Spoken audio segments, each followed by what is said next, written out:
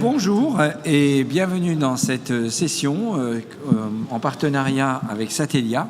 Merci pour le soutien pour le CNCH. Je suis entouré d'un panel exceptionnel. Merci à mes co-modérateurs et co-orateurs d'être avec nous aujourd'hui pour parler de télésurveillance d'insuffisance cardiaque qui peut paraître un sujet peut-être assez galvaudé. On voit qu'il y a plusieurs sessions dessus.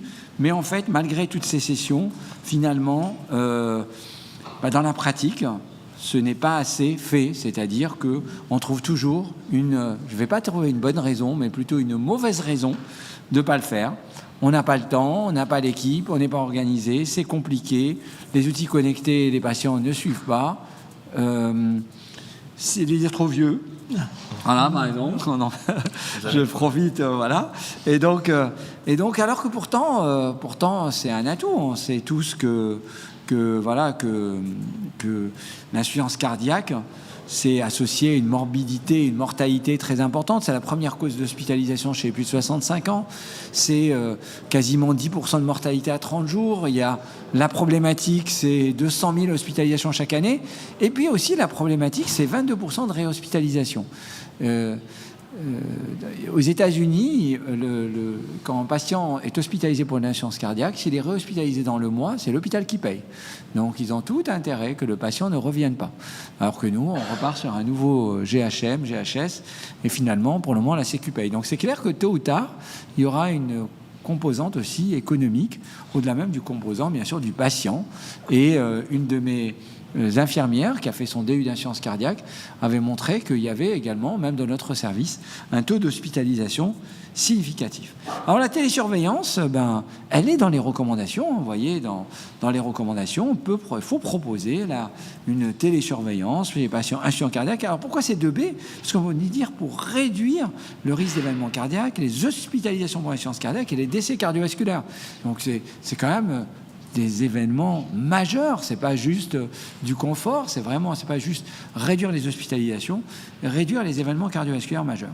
Et donc, certes, on veut optimiser les soins, certes, on veut améliorer la qualité de vie des patients, et puis aussi, ils sont beaucoup mieux suivis. C'est-à-dire que vous allez recevoir des alertes qui vont permettre de vous dire que tel patient, il faut le revoir avant, et si vous arrivez à organiser votre équipe, c'est très bien. Ce qui est bien, c'est que je vois que dans la salle, il y a à la fois des médecins et des paramédicaux. Et j'espère qu'on aura quand même du temps d'échange pour échanger avec vous, tous ensemble, sur nos pratiques. Et on sort de là enrichi de dire qu'il y aura des bonnes expériences dans certains centres qui vont vous enrichir sur la manière que quand vous rentrez dans votre centre, vous mettez en place les choses qu'il faut. Et on avait fait le livre blanc.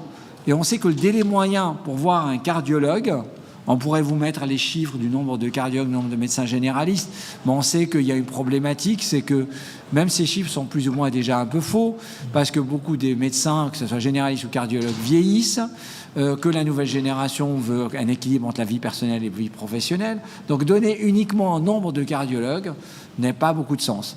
J'ai regardé chez moi, à l'hôpital, il y a une petite affiche qui est mise en dessous de l'appareil de l'ordinateur des rendez-vous pour l'écho. Il y a écrit « Prochain rendez-vous pour l'échographie cardiaque transthoracique le 27 décembre. Deuxième rendez-vous le 3 mars. » C'est-à-dire qu'on pourrait me dire « Ah oui, c'est super, tu as un délai de moins d'un mois pour avoir une écho. » Mais ça, c'est juste une annulation. Sinon, la prochaine écho, c'est le 3 mars. Donc, c'est juste pour vous dire que la consultation, c'est pareil. Et on dit que le délai moyen en France, c'est 2 mois pour voir un cardiologue. Donc, c'est au-delà du mois d'un patient qui sort pour une décompensation cardiaque. Et ça peut être même quasiment 6 à 12 mois dans certains territoires. Ce qui avait été intéressant dans le livre blanc du groupe Insuffisance cardiaque, c'est qu'ils ont identifié un certain nombre de défis. Mais parmi ces défis, la télésurveillance, vous voyez, elle est citée 2 fois dans les défis importants qu'il faut proposer pour réduire les réhospitalisations.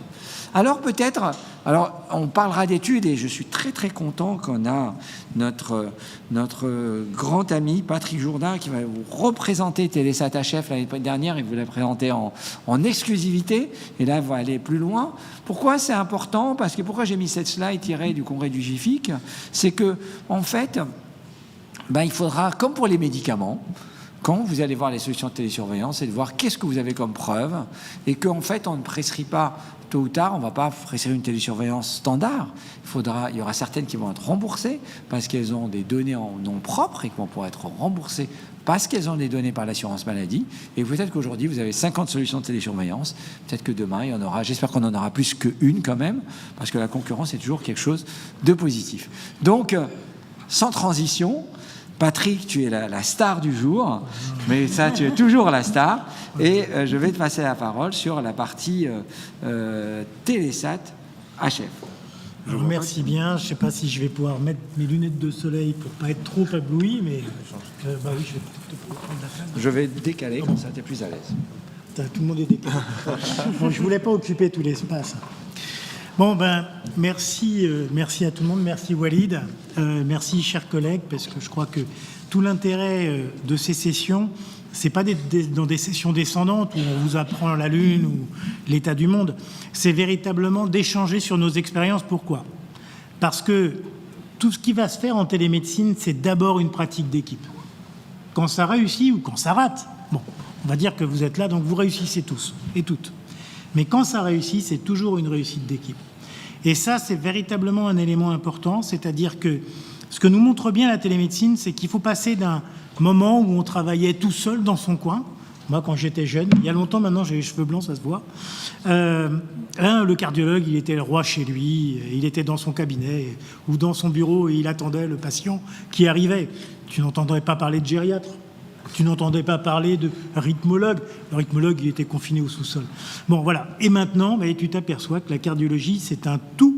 Et donc, j'allais dire, toujours la première étape, c'est se dire avec qui je vais travailler.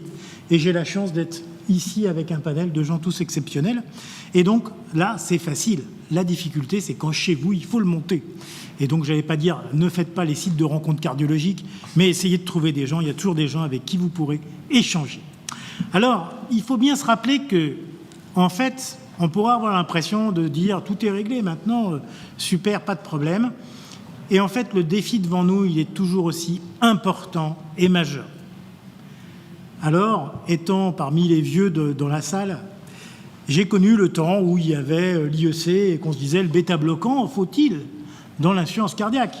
Et qu'à l'époque, le pharmacien vous disait « Ah non, surtout pas, ça tue les malades ». Et d'ailleurs, nos patients nous disaient régulièrement, pour ceux qui ont connu cette période-là, je suis allé chez le pharmacien, il a tapé sur son logiciel, il a marqué en rouge « Surtout ne pas donner peut donner la mort ». Bon, vous voyez que depuis, ça a changé. Plein de classes thérapeutiques sont arrivées, mais est-ce que nos patients sont guéris pour autant ? Non. Et non. Et que, quelque part, d'un côté, le vieillissement de la population, vous voyez ici la prévalence de l'insuffisance cardiaque dans les différents pays. Et vous voyez bien sûr que les pays développés, c'est ceux où on a le mieux diagnostic. Donc on arrive à avoir une très forte prévalence. Mais regardez par exemple des pays tout à fait classiques. On va prendre la France, on est aux alentours de 2,3% de la population qui est touchée par l'insuffisance cardiaque. Ça reste une maladie majeure, comme l'a dit Walid. Et ça reste une maladie d'autant plus majeure que la mortalité a diminué. La mortalité, j'entends, intra-hospitalière, qui a vraiment drastiquement diminué. Donc on va se dire, super, ok, job done. Eh bien non, parce que la mortalité, la réhospitalisation à la sortie de l'hôpital n'a pas changé d'un poil. C'est-à-dire que quelque part, nous sommes tous meilleurs parce que dans nos USIC, dans nos prises en charge, on est bien, mais reste en fait le choc du passage ville-hôpital. Et puis le deuxième élément, c'est l'augmentation des coûts. Vous voyez des coûts moyens de l'insuffisance cardiaque, et vous voyez qu'au fil des années de publication, ça monte, et pareil pour les traitements. Alors, qu'est-ce qu'il en est de cette télésurveillance ? Cette télésurveillance, vous savez, on l'a lancée dans le cadre d'un programme étape qui était une grande nouveauté de l'assurance maladie. À cette époque-là, la grande nouveauté, c'était pas de supprimer l'Optam, de supprimer Kikwa-Kess ou de supprimer Deli. C'était véritablement de dire on va faire confiance aux cliniciens en leur donnant un élément. On va payer une télésurveillance minimale, symptômes, poids, parce que c'est les choses de base. Et puis après, on verra qu'est-ce qui va sortir du panier.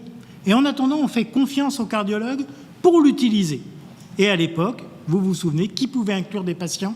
Qui peut inclure des patients en télésurveillance ? Gériatre, cardiologue, médecin traitant. Qui peut faire la surveillance? Cardiologue ou gériatre formé avec le DU d'insuffisance cardiaque.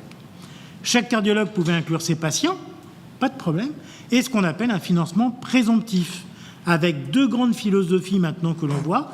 D'un côté, ceux qui vont impliquer directement le patient, c'est-à-dire avec la notion d'empowerment, de dire finalement le patient il sait très bien pourquoi il n'a pas pris son traitement la veille, il sait très bien pourquoi il a pris des chips la veille, il sait très bien pourquoi il a fait un écart, tout le monde le sait très bien.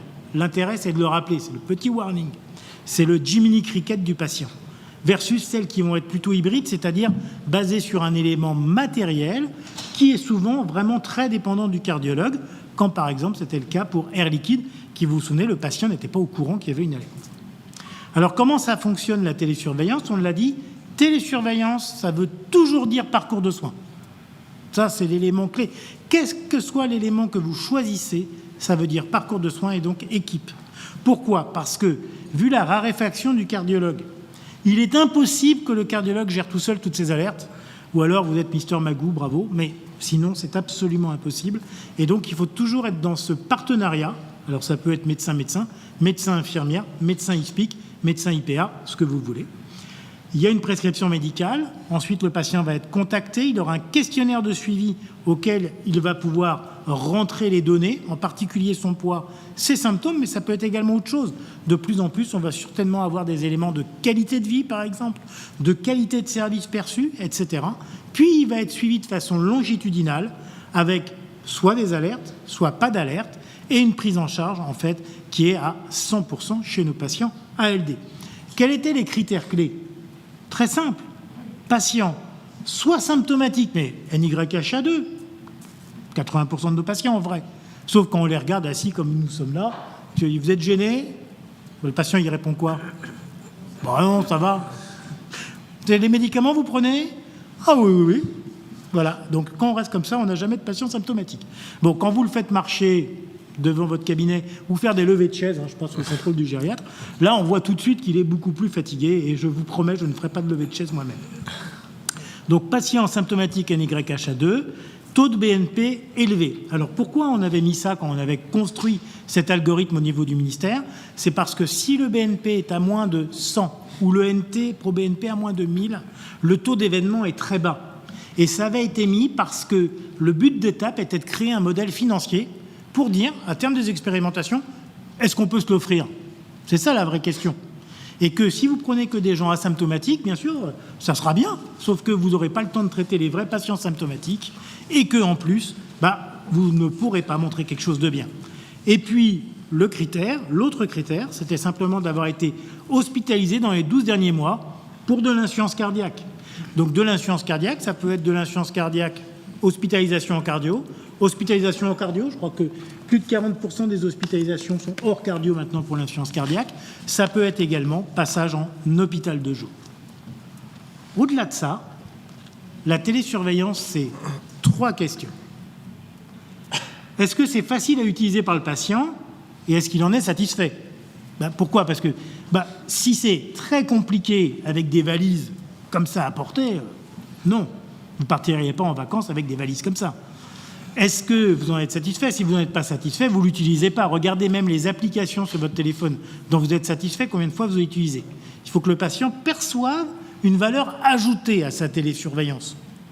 S'il ne perçoit pas de valeur ajoutée, pour son confort, pour sa vie, pour son quotidien, pour la tranquillité de ses proches, eh bien, il ne l'utilisera pas.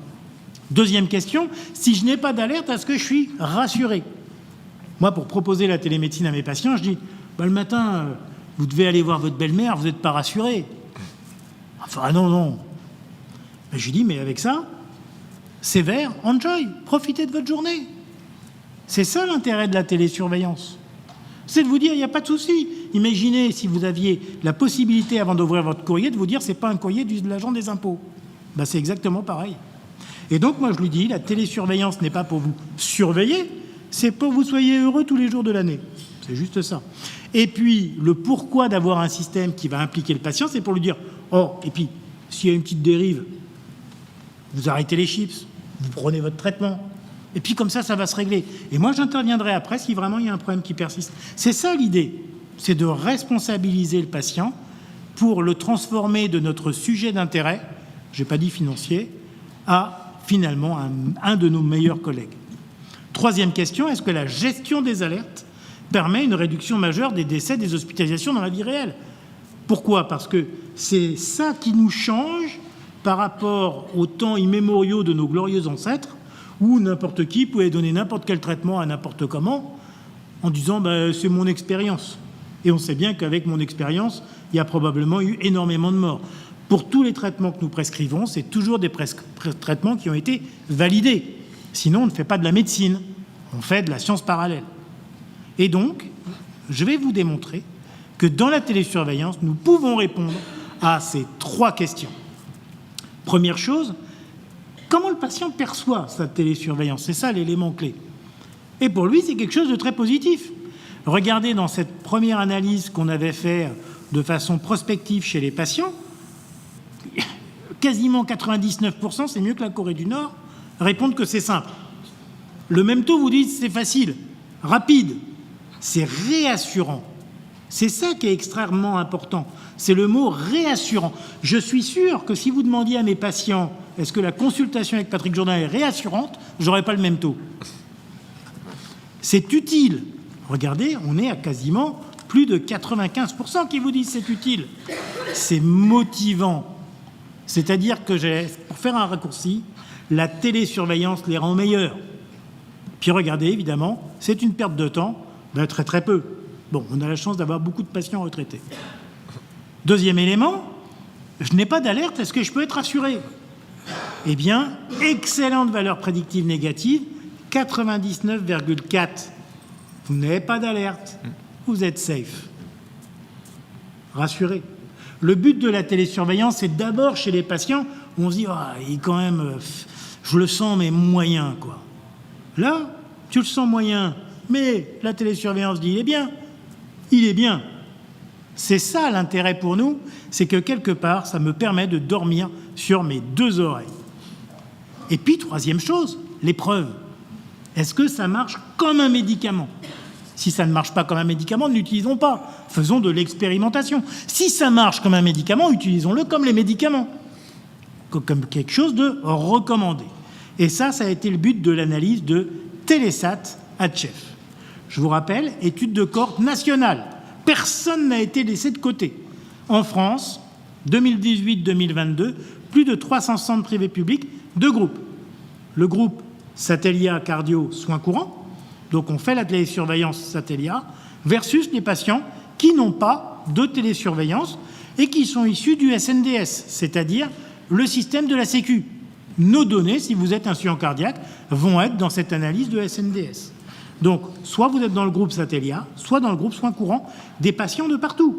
On n'a pas pris uniquement les gens qui étaient suivis à Kremlin-Bicêtre Sud ou à Pontoise-Ouest. On a pris les gens de l'ensemble de la nation. Au total, ont été analysés finalement dans ce programme, le groupe Satellia, plus de 5000 patients, le groupe en fait qui va être en analyse de propensité, c'est-à-dire comparable, 13 000 patients. Donc on a une étude au total sur près de 18 000 patients. Qu'est-ce qu'on voit?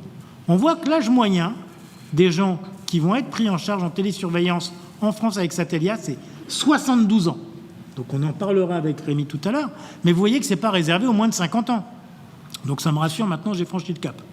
Autre élément, quand vous regardez ici, le taux de 80-89 ans, il n'est pas ridicule, c'est 26% et 6% de plus de 90 ans. Donc vous voyez qu'on a vraiment des patients âgés. Après, quand vous regardez les taux de comorbidité, ils sont effectivement très importants au total. Ça, c'est véritablement important. Ceux des patients tout à fait classiques, 21% d'infarctus, 31% de diabète. Si maintenant on s'intéresse aux typologies de patients, on voit que finalement, les patients qui ont eu une hospitalisation avant, c'est 14%. Donc ça veut dire que la plupart des patients ont été rentrés sur la base de la symptomatologie. Et quand on regarde, effectivement, seuls 10% des patients avaient eu 2 hospitalisations dans les 12 mois. Quand on regarde les traitements, c'est assez variable, mais tout à fait comparable à ce qu'on a dans la vie courante. Donc pas de surprise. Qu'est-ce qu'on a comme critère principal? Mortalité, toute cause. Ça, c'est un marqueur dans lequel tout le monde est d'accord. Vous ne pouvez pas être à demi-mort ou à semi-vivant. vous êtes mort ou vivant. Et là, vous comparez les deux groupes. Télésurveillance en rouge, soins courants en bleu. Vous voyez que les deux courbes divergent très rapidement, que vous avez une diminution du risque de mortalité, toute cause, de 36%, comparable à un IEC, comparable à un bêta-bloquant, comparable à une glyphosate, comparable à un ARNI. Et regardez, on est tous débordés. Walid, Thierry, tous, on est débordés. On va voir par jour à peu près une trentaine de patients. Le nombre de patients insuffisance cardiaque à traiter pour éviter un événement, la mort, on ne l'a qu'une fois, hein. C'est 10. Vous avez mis 10 patients dans votre journée en télésurveillance, vous avez évité un mort. Vous vous rendez compte quand même? Si tous les soirs on se disait « j'ai évité un mort », vaut le coup. Si maintenant vous regardez patient ambulatoire, patient avec une hospitalisation préalable, patient très sévère avec plus de 2 hospitalisations préalables, à chaque fois, cette magnitude d'effet est importante. Et regardez là, chez les patients avec plus de 2 hospites préalables, 48% du risque de diminution de mortalité. Vous voyez la différence dans le groupe standard of care, un patient sur 2 est mort en 30 mois. Vous voyez que c'est quand même pas uniquement de la rigolade. Et que quand vous regardez en sous-groupe, dans tous les cas, ça marche bien. Hommes, femmes, pour une fois, on a l'égalité. 80 ans, moins de 80 ans, c'est comparable. Et puis, encore une fois, que votre patient soit suivi par Internet ou suivi par l'infirmière, on a encore un effet favorable. Ça veut dire que, pour une fois, on est dans un élément où on a traité, en fait, et on a analysé l'impact chez le patient, je vais dire un peu déconnecté du soin, un peu à faible littératie, le patient qui va avoir du mal à se connecter, le patient de nos campagnes, tout simplement, ça marche aussi bien, et donc ça s'adapte à tous. Si maintenant vous regardez un critère secondaire, hospitalisation pour insuffisance cardiaque, alors pourquoi il est important? Parce que c'est un élément majeur de la qualité de vie, parce que c'est un élément majeur en termes d'occupation des lits, durée moyenne de séjour 9 jours, et puis parce que c'est énorme en termes de coûts. L'insuffisance cardiaque, ce qui coûte, ça n'est jamais les traitements, c'est toujours les hospitalisations. Et donc regardez, qu'est-ce qu'on a sur le temps passé à l'hôpital, le nombre d'hospitalisations, le passage aux urgences, l'admission en soins intensifs. Dans tous les cas, vous gagnez. Et que quand on regarde une hospice, 2 hospices, comme on l'a dit, ça marche. Quand on regarde maintenant la mortalité toute cause chez les patients à haut risque, donc là on est chez les patients réhospitalisés, ce genre de patients, on va avoir encore une fois une divergence des causes très rapide. Donc votre patient déjà prescrit 6 mois, ça marche très bien, avec une diminution de 46%, et pour le faire comme les anglo-saxons, avec un petit p inférieur à 0,0001. Ça veut dire que ça marche bien. Et regardez, vous avez des patients sévères, comme Thierry. Nombre de patients à traiter pour éviter un mort, 6. J'ai 4 enfants, ma femme et moi, on est 6. Critères secondaires, on l'a dit, hospitalisation, patient à haut risque, ça sort très très bien, et ce, quelle que soit l'application. Et donc ça aboutit pour la première fois, alors on espère qu'il y en ait d'autres, mais c'est pour la première fois à une reconnaissance, comme l'a dit Walid, en nom de marque, ça veut dire comme un médicament, pour la télésurveillance après instruction par la HAS. C'est-à-dire le même circuit que ce que vous avez quand vous êtes Bayer, Pfizer, la même chose.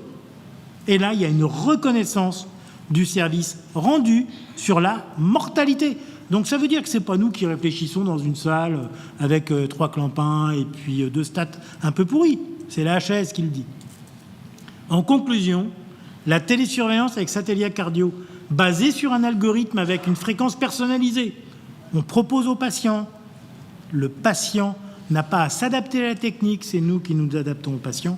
Un accompagnement thérapeutique adapté, c'est réduction de mortalité toute cause, diminution des visites aux urgences, du temps passé à l'hôpital et une réduction absolue de 11% de la mortalité à 1 an, significativement moins d'hospices, y compris les passages aux urgences.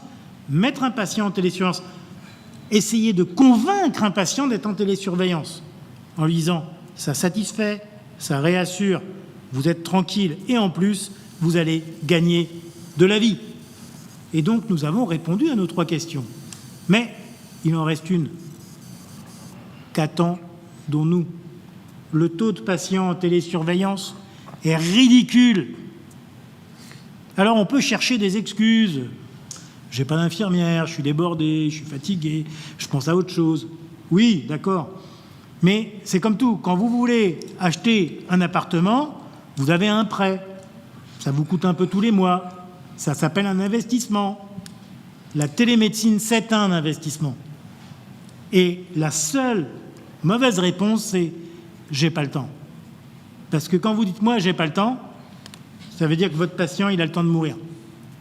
Et on en a tous perdu, des patients comme ça. Vous pouvez dire « non, mais moi, ça m'est jamais arrivé ». C'est comme les gens qui me disent « non, mais moi, j'ai jamais de mort. Par contre, je comprends pas, il y a des gens qui viennent pas au rendez-vous ». Je dis « bah oui, il est mort. Pas venir, ». Donc, encore une fois, posons-nous cette question-là. Et demain, quand vous êtes en consulte, vous direz « mais pourquoi je ne le mets pas ? Parce que je le trouve trop stable ?» La plupart des gens qui font des morts subites, c'est NYHA2, en nombre absolu. Donc, il faut vraiment se poser cette question-là et y réfléchir tous les jours. Et c'est dans le même temps qu'en même temps qu'on lancera la télésurveillance, on lancera le bon traitement pour le bon patient au bon moment. Et nous, c'est là-dessus qu'on travaille actuellement beaucoup dans mes nouvelles fonctions, sur une notion qu'on appelle le « choosing wisely », c'est-à-dire réfléchir, penser, choisir avec soin. Et je pense que c'est toute la logique. Et cette logique-là, elle ne peut être, comme je l'ai dit au début de mon intervention, que collective. Parce qu'il n'y a pas le gériatre d'un côté, le cardiologue de l'autre, le rythmologue enfin. Et donc, c'est pour ça que je vous propose de passer tout de suite à la partie des tables rondes. Merci à vous. Merci. C'était très clair. Finalement, ce qu'il faut, c'est que ça soit pratique et facile. D'accord. Parce que quand on est en face d'un patient, il faut que ça soit binaire et qu'on n'ait pas besoin de trop tergiverser par rapport à la mise en place éventuellement de la télésurveillance, qu'on puisse la prescrire facilement. Exactement. Voilà. Alors, dans quel ordre on va-t-on faire les choses ? Alors déjà, je vais demander par exemple à Adeline. Adeline, peux-tu nous dire quel est ton exercice ? Alors, moi, je m'appelle Adeline Zelmanski. Je suis SPIC et je travaille au sein d'une maison de santé qui est sur Mont, qui est en périphérie de la ville de Tours. Et je travaille avec un cardiologue. On a installé au sein de cette maison de santé, on a une trentaine de professionnels de santé qui sont au sein de cette maison de santé avec lesquels on collabore. Et donc, ça a été très intéressant pour nous de mettre en place la télésurveillance, justement pour appuyer les médecins généralistes qui sont au sein de cette maison de santé, et puis l'hôpital qui est à proximité, on est à peu près à 15 km de l'hôpital. Et alors, qui met en place la télésurveillance dans ces cas-là ? Alors, la télésurveillance, elle est mise en place à la suite de la consultation avec le cardiologue, en fait. Quand on constate qu'on a un patient insuffisant cardiaque qui présente les facteurs de prédisposition et qui rentre dans les critères de la télésurveillance, on termine la consultation auprès de ce patient-là et ensuite on a donc 2 bureaux qui sont conjoints. Le patient passe dans le bureau à côté et ensuite c'est moi qui l'accueille pour lui expliquer un petit peu ce qu'il en est, faire le point avec lui sur la maladie, sur l'insuffisance cardiaque, lui expliquer un peu la chronicité des choses parce que bien entendu il faut un petit peu ancrer le patient dans cette maladie-là et ça fait beaucoup d'informations d'un coup. Donc on a besoin de prendre un temps pour échanger, pour lui expliquer les choses et à la suite de tout ça on lui explique la télésurveillance, le fonctionnement, les hospitalisations qui sont diminuées, l'objectif de justement pouvoir modifier les traitements à distance, pouvoir surveiller le patient à distance et d'assurer une qualité de vie, puisque du coup on va vraiment centrer sur l'humain, assurer cette qualité de vie pour que ce soit le plus simple pour lui au quotidien et qu'on puisse l'épauler tous les jours. Alors, comme tu dis, c'est une vision globale du patient, c'est pas juste on met en place une télésurveillance. Combien cette première consultation, combien de temps ça te prend ? Alors, la première consultation, on passe bien une demi-heure avec le patient, en sachant qu'il a déjà eu 20 minutes au préalable avec le cardiologue pour faire le point. Ça peut être ajusté, si besoin de plus de temps. De toute façon, on peut en créer un petit peu plus de temps. Et à la suite de cette télésurveillance qui est initiée, il faut savoir que c'est initié très rapidement. La télésurveillance, on inclut le patient, ça prend 1 minute. Vraiment, c'est très, très rapide. Il y a un appel de bienvenue qui va être fait ensuite par l'équipe de Satellia, qui va ensuite réexpliquer les choses auprès du patient. Donc les choses se font vraiment progressivement, initiées vraiment de façon douce et les patients adhèrent vraiment très très bien. Combien de patients vous suivez par exemple dans votre centre ? Mais là on est entre 80 et 100 patients. On a mis les choses progressivement, on a commencé en juin 2022, donc là ça fait 3 ans que c'est en place. Donc on a fait vraiment cap tout doucement, 5, 10, 15 patients, et puis là on est entre 80 et 100 patients. Et est-ce que tu as des anecdotes genre de patients vraiment où tu as rendu service parce qu'il y a les fameuses alertes et finalement, puisqu'on parle tous d'éviter les réhospitalisations, éviter les événements, on reçoit des notifications, donc c'est toi qui vas les recevoir. Tout à fait. Ouais, donc c'est... On a de nombreux patients que l'on appelle suite à des prises de poids. Et donc, quand on appelle ces patients-là et qu'on a ces patients-là qui sont déjà inclus depuis quelques semaines, voire quelques mois, on a ces patients lors de notre appel qui nous disent « Ah ben justement, j'allais vous appeler parce que là, j'ai vu que j'avais pris du poids et je me suis dit que c'était pas normal. » Donc, il y a quand même cet échange et ils attendent notre appel, ils attendent une réactivité de notre part. Et c'est intéressant pour nous parce qu'on voit qu'on a bien fait notre travail, on voit que les patients commencent à être éduqués, commencent à être autonomes, qu'il y a quand même cette perspective de se dire « Ah oui, c'est pas normal ». Et donc, de ça va découler soit une prise de rendez-vous avec le médecin, soit effectivement, nous, on les appelle, on ajuste les traitements, notamment les diurétiques. Donc, tout va se faire de manière assez simplifiée, sans nécessité d'hospitalisation, sans nécessité de reconsulter systématiquement. Non, c'est très enrichissant et je pense que ce sera peut-être intéressant de voir les perspectives de Thierry Laperche. Toi, tu as un exercice au Centre Cardiologie du Nord, donc au CCN. Tout à fait, donc un exercice libéral hospitalier. Donc avec effectivement une forte thématique sur l'insuffisance cardiaque. Je m'y suis mis il y a 2 ans et demi après m'être fait remonter les bretelles par Patrick Jourdain parce que effectivement moi j'avais pas le temps, c'est comme tout le monde. Mais en fait j'ai été aidé parce qu'on a une coordinatrice d'insuffisance cardiaque ville-hôpital. Et ce qu'elle a fait, c'est qu'elle balayait, entre guillemets, le listing des patients hospitalisés tous les jours pour détecter les nouveaux insuffisants cardiaques qui arrivaient en hospitalisation et pouvoir après les inclure dans un programme de télésurveillance. C'est pas toujours simple. Saint-Denis, il y a aussi on parlait d'électronisme et de patients âgés aussi, donc ça fait quand même une population qui est un peu particulière. Mais peu à peu, on a bien compris l'intérêt. On a vu quelques limites aussi, c'est intéressant, parce que ça permet de progresser dans la détermination de qui est éligible à cette télésurveillance. Donc moi, je pense beaucoup de personnes, et puis il y en a quand même quelques-uns qui sont totalement réfractaires. J'en ai certains qui ont voulu quitter les plateformes parce qu'il y avait trop de renvois de SMS de demande. Ils se sentaient agressés avec toujours un rappel de leur maladie chronique. C'est aussi, ça peut être un vécu un peu difficile. Mais dans l'ensemble, comme le montraient les diapositives de Patrick, la satisfaction est au rendez-vous, à tel point d'ailleurs qu'au bout d'un an, quand on arrête, certains voient ça avec frustration, regret, en se sentant finalement une forme de lien qui est totalement brisé. Ça, c'est assez fort sur l'acceptabilité et le ressenti par le patient. Et puis, bon, bien sûr, le fait de la détection des décompensations qui permet d'anticiper. Alors effectivement, au début, là aussi, il faut apprivoiser cet outil. On a tendance à les faire revenir assez souvent. Puis après, on connaît le patient, on comprend ses réactions. Et par téléphone, ça peut se régler. Mais alors, c'est vrai que c'est important d'avoir une équipe pour cela, une équipe qui puisse passer tous les coups de suite, parce que il y a parfois des petits décalages entre ce que le patient répond sur l'interrogatoire, sur le questionnaire, et puis ce qu'il ressent, parce que chacun a sa propre sensibilité, et le oui-non de la question, c'est pas tout à fait ce que veut exprimer le patient, donc il faut démêler les fils. Donc là, on était 2 au départ, on est 4 maintenant avec une ISPIC, une autre cardiologue, ça permet de partager le travail, et donc on espère maintenant d'inclure, parce que ça reste encore trop faible à l'échelon de l'établissement. Mais en tout cas, on est tout à fait enthousiaste à l'idée de cette technologie. Et comment se fait le lien, parce que vous êtes un centre avec beaucoup de techniciens, des rythmologues, des coronarographistes, etc. Comment se fait le lien entre des multiples surspécialistes, faire en sorte que ces patients insuffisants cardiaques peuvent avoir un DAI, une angioplastie du tronc, une chirurgie? Est-ce que vous arrivez à mettre en place un... Tu veux une réponse politiquement correcte? Alors... il y a quand même une antenne propre de rythmologie, et si toi tu n'y vas pas pour faire, entre guillemets, pour recruter les patients, ils viendront jamais à toi. Ouais. Mais c'est acquis, et puis on s'est expliqué librement avec les rythmologues, Oui, ok, il n'y a pas de problème. L'important, c'est après le respect, bien sûr, du correspondant. Et voilà, mais il faut soi-même faire preuve d'initiative pour y aller. Mais ça, c'est le rôle de ma coordinatrice qui, je pense, fait un boulot remarquable, hein, qui débarque avec son petit tableau, qui fait d'abord une séance de TP sur expliquer aux patients ce qu'est sa maladie, pour ensuite diverger sur l'intérêt de la télésurveillance. Alors, je voudrais te poser la question. Bien sûr, n'importe quel cardiologue installé en ville peut faire de la télésurveillance pour ses patients, mais en pratique, c'est rarement fait.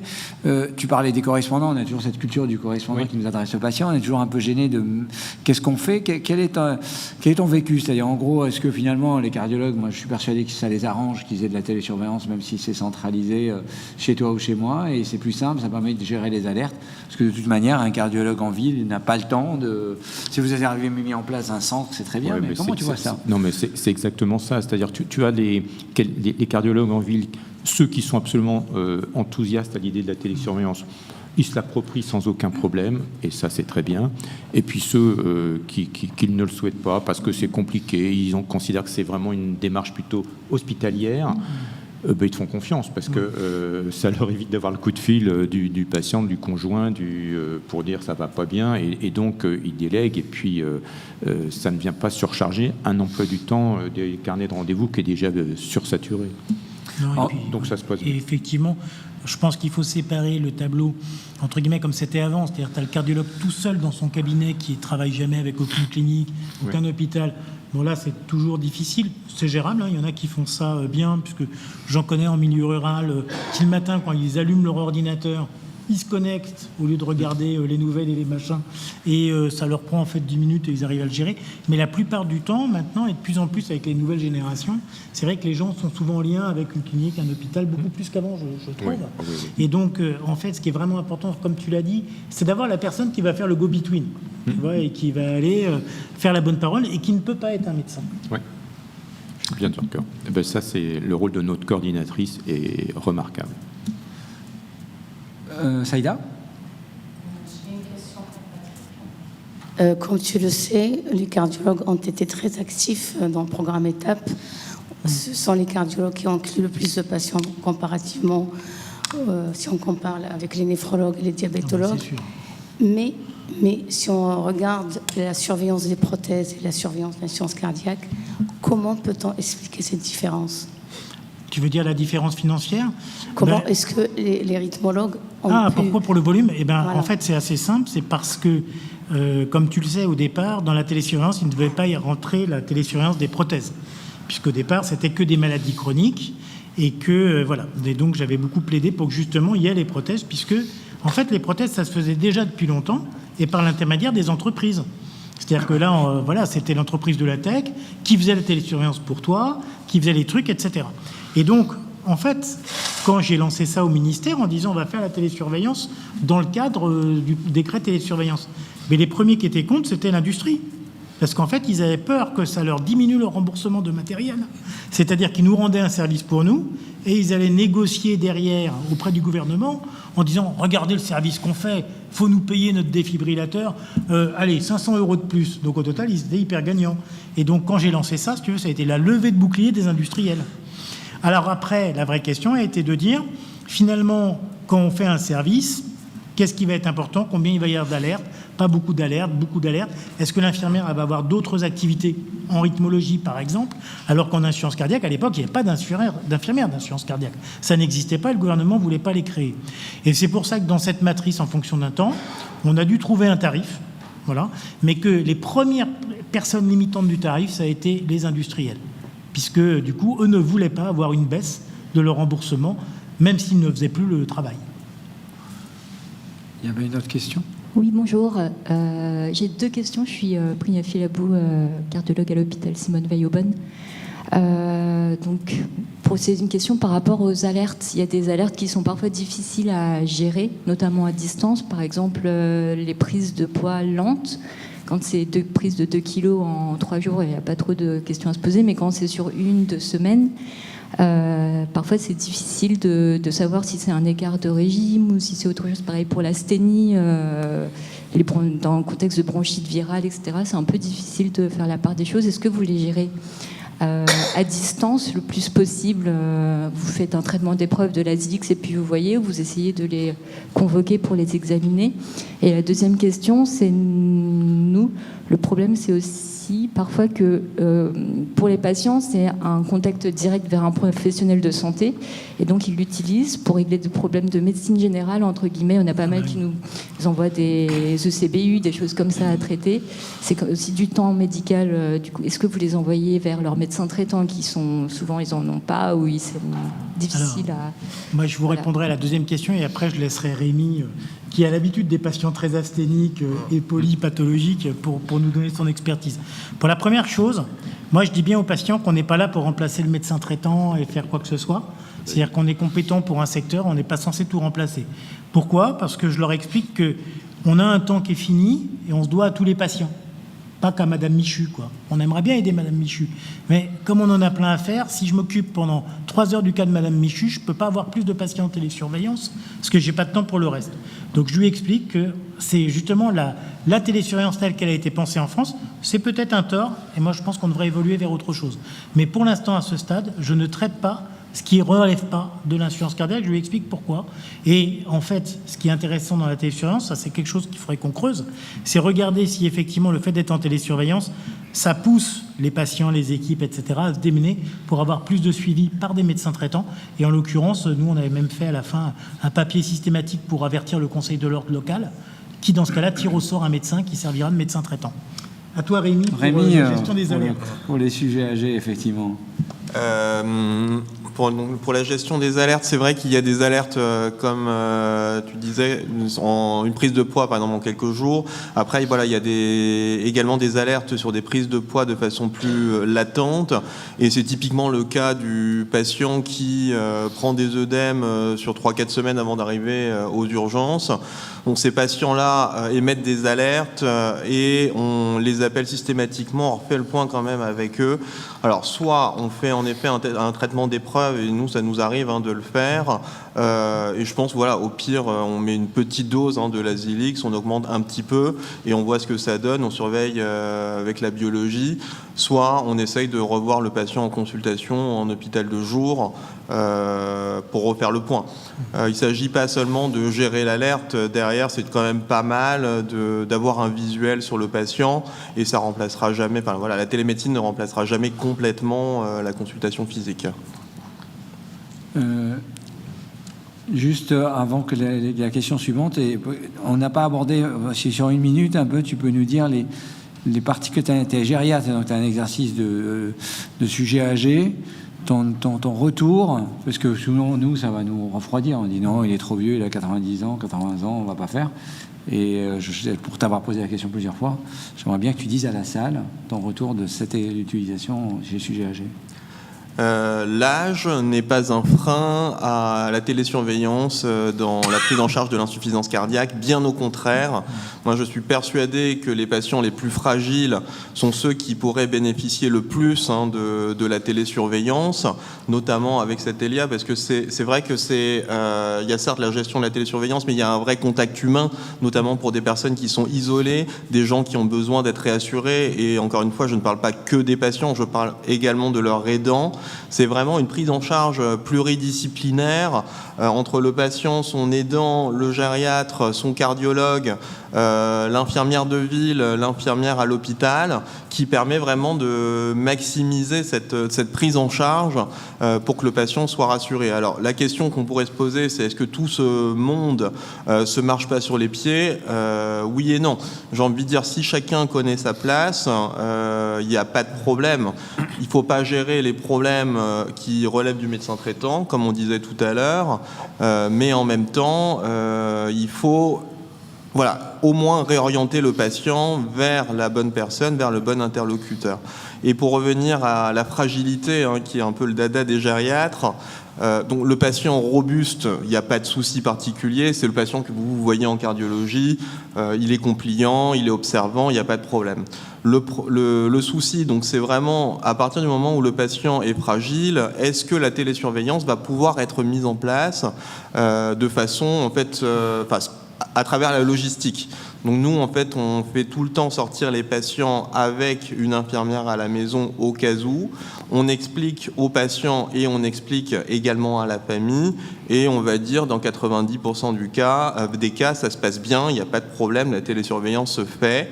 Même en EHPAD, on a vu, alors c'est vrai qu'on inclut moins de patients en EHPAD, mais c'est encore une fois un problème logistique de savoir est-ce que les EHPAD ont le personnel nécessaire pour faire le relevé de données. Il y a des EHPAD dans lesquels on a inclus des patients, ça se passe bien, on a les données, on arrive à justement résoudre les alertes et à éviter des hospitalisations. Un dernier point, encore dans la fragilité, ça serait la catégorie des patients âgés, fragiles, dits palliatifs, alors pas forcément fin de vie immédiate, mais en tout cas palliatifs sur du moyen terme. Ceux-là, moi j'en suis persuadé, bénéficient encore plus de la télésurveillance parce que on va éviter les réhospitalisations. Et encore une fois, la télésurveillance s'inscrit dans un parcours de soins pour éviter justement les réhospitalisations et pouvoir accompagner ces patients au domicile dans leur fin de vie.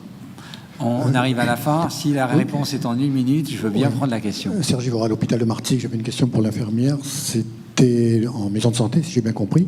C'était le modèle économique, parce que comment vous étiez rémunéré? Parce que moi, dans mon hôpital, j'ai une confiance modérée à ma DAF. Avec 150 patients télésurveillés à l'année, 137 consultations de titration, j'arrive à une recette de 52 000 € pour 1,5 ETP ISPIC. Donc le modèle économique, médico-économique, n'est pas si évident que ça à l'hôpital. Donc comme ils sont persuadés que ça va dans le bon sens et tout, on ne me dit rien. Mais je ne connais pas vos chiffres à vous de recettes dans les hôpitaux. Et vous, quel est votre modèle économique? Vous êtes payé comment? Salarié ou à l'acte?